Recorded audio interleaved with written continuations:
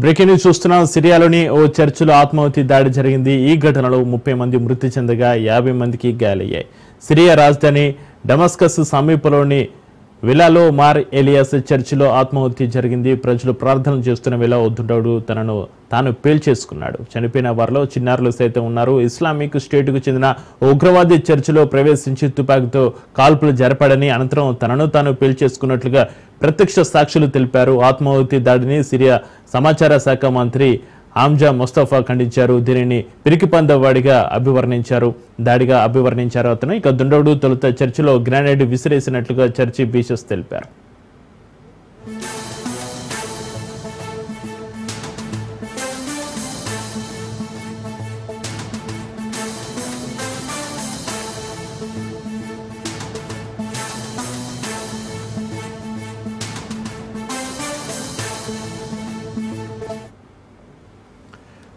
Breaking news చూస్తున్నాం. సిరియాలోని ఓ చర్చిలో ఆత్మాహుతి దాడి జరిగింది. ఈ ఘటనలో 30 మంది మృతి చెందగా 50 మందికి గాయాలయ్యాయి.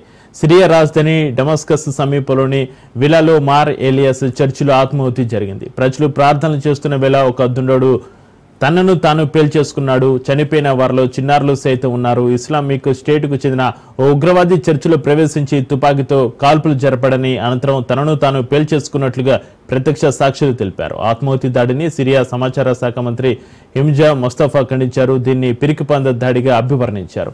దుండగుడు తొలుత చర్చిలో గ్రానైడ్ విసిరేసినట్లుగా చర్చి బిషప్ తెలిపారు.